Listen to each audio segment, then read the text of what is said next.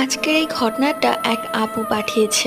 আর এই ঘটনাটা একটু বড়, বাট আমি কয়েকটা পার্ট দিব, তোমরা দেখে নিও। শুরু করছি।